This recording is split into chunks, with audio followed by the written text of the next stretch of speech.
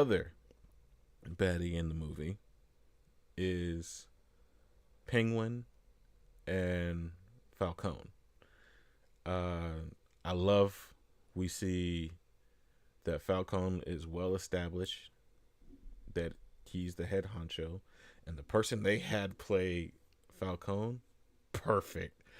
Listen, a lot of people only see him as like a comedian, as a funny actor there to establish it with, because this movie really threw like a lot of gems and I love it.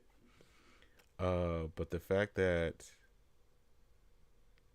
they kept that storyline with Selena Kyle and Falcone, and that the fact that Falcone was the rat for mine, but also the rise of the penguin. Like and I love they did this version of Penguin where Penguin is not trying to grab uh Falcone business. He's not trying. The moment where he finds out that what Falcone did, he said, "No, you're done. I've been loyal. I'm running the show now. You are disgraced." Possibly we might see um, Solomon Grundy, because honestly, the whole Gotham series of how Solomon Grundy became to be, I can see that happening with this new Penguin. Um, so mark my words. So I'm pretty sure there will be a sequel of this movie. So if the sequel and they decide to have one of his henchmen or his number two named Butch, best believe that's gonna be Solomon Grundy, and I hope they do. Um, what else? It was just a lot. Jim Gordon. Uh, okay, let's just point out the obvious of who they got to play Jim Gordon, and Jim Gordon is POC. He's African American. So that means Barbara Gordon is going to be black. I'm just going to point that out real quick so people can know, unless they do something where, or she might be mixed, or she might be, I don't know, maybe she might be adoptive. Who knows? It's a lot. But that's further down the line. But the fact that they made Jim Gordon a PLC, I was just like, ooh, this is gonna be too much fun. And his character was well established as well. I love the gritty Jim Gordon. It's just like, and he's not too far off from the Jim Gordon that we saw in Gotham, where it's all like, look, I'm trying to keep to the law, but if I have to, I'll hang with. I feel something's wrong. I love the fact that he was like that, and plus he was funny, and I loved it. And yeah, so they really did good with this movie, and just like, and that's not even me going through the whole thing. Yes, his loyalty to the bats. Yes, it's like, especially when, okay, bat. Like he was leery about it. He's like, I don't know. He's like, I know these people, but this is how we're gonna play. Like the whole scene where he's in the police station, he's like, look, Selena and Bruce together, all working together as a trio. Love that fact. I loved it. But also there was also Harvey Dent, and I think it's the ones that were sitting at the table talking. Yeah, I think it was one of the ones that were sitting at the table was probably Harvey Dent. So possibly Two Face was the, yeah, and like the only person that we didn't really see, or maybe we completely missed it, was Mooney. Even though they did mention him a lot, which is the rival crime boss. And there's also a secret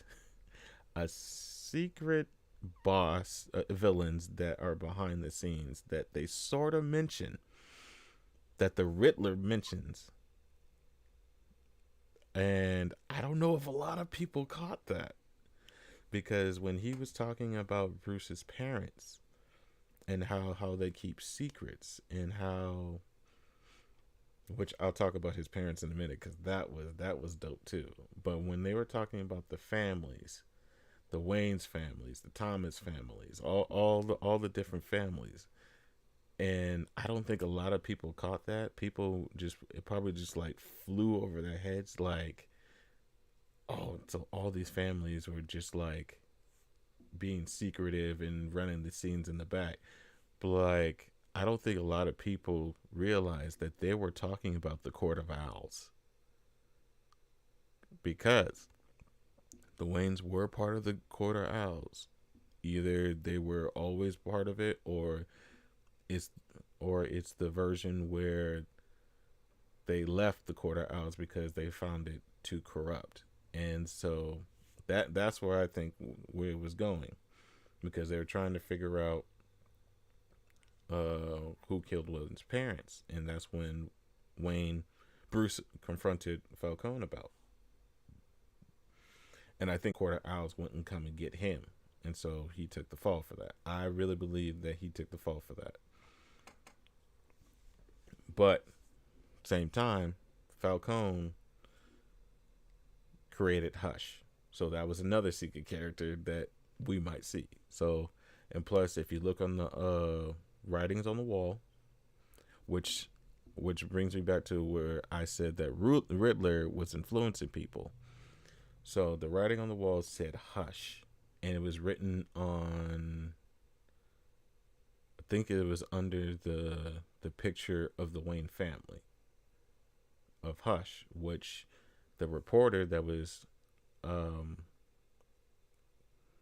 digging into this, which was Hush's father. So another villain, Hush. So they really established it's like, hey, all the villains are here. We're about to give you all these gems. So definitely, I know it's a 3 hour movie, but if you end up going back to go see it, read it, because there's a lot of things that I probably think I missed, but just alone, I really believe those were some of the gems that are just like really popped out. It was like, oh, okay, okay, I see what you did there. Uh, because I wouldn't be surprised if they have like all iconic characters in there, uh, as hidden gems. But they do touch on like certain. They do pay homage to a lot of other Batmans and other Batman themed comics and games. If you really pay attention, like including and books, that was the big one for me, and the books. Like for instance, like the way that Gotham looks. The way that Gotham looks definitely reminds me of Arkham City. Yes, the Long Halloween in the Tall Tale series. Yes, it was a complete mashup of that. Um, like I said, the city reminded me of Arkham City, especially with all the madness that was going on, and how all these corrupted people, and how running for mayor was the biggest thing. Let's see. Now, spoilers. Well, towards the end, when they flooded Gotham, when the Riddler flooded Gotham and put Gotham, the one thing that screamed in my brain when I saw the iconic story of No Man's Land, where Gotham is considered no man's land under, because right when they said martial law in the movie, I automatically said no man's land, because, and that's when all And then right when they said that everybody is going to be grabbed for power, either on or the bad side, in no man's land. No man's land. It's setting up for no man's land to where now Batman has to deal with not just his iconic villains, but also all these who are coming in that's trying to take over, politicians that are their iron fist or saying like, "Hey, Batman, I believe in you. We need your enforcer," that type of thing. And that's what the mayor was basically trying to tell him. Yes, the Clock King. Yeah, one of villains, Batman villains. The Clock King is very underrated, especially Calendar Man. I know I know lately DC has been like throwing in Calendar Man for like for like the long Halloween when Calendar Man is something different. Like you thought the Riddler was bad. Whew, that man is even worse. Um but I like the fact that they threw all these gems. It was just like so much in one, and the fact that they kept it 3 hours, it was just like perfect. It got everything I wanted, and it just like gave so much references. Like a lot of people, I really believe that the scene where Batman is like hurt, he's out of it, he doesn't know what to do, and he ejects himself. Now, a lot of people believe that's adrenaline, but if you play close attention, it's green. It's green, and so it by it being green just shows you that Bane is in it. That's Bane. That's the serum. And the reason I say it's not adrenaline, said it's green and it's Bane, is because how he reacts when he takes it. He has not just like a complete adrenaline, but you see him get like bigger. You see him get bigger. He goes in like complete rage, and he just keeps going and going in complete rage. That's Bane. You can't tell me otherwise. That's not adrenaline. That's Bane. So yeah, so they really did their stuff into this. They really did a really good job. I love the movie so much. Um, man, I think I might go see it again because I think there's more stuff in there. I really think there's more stuff that I probably missed, and I'm pretty sure other people are going to exploit those, and I'll probably listen to them too. But I also want to see it for myself. But you never know. But definitely, I encourage people to go see the movie, especially if you love crime solving. This is a bad crime solving movie, and and especially the whole thing, the movie posters and the end credits, how it's all a big riddle and you're supposed to solve it. And so, but you guys can go look that up. Um, I'm still trying to figure out what the code is. So if I solve it, I might I might drop it and see what happens. So yeah, I can't wait. Yeah, people who know exactly. People who know. Um, yeah.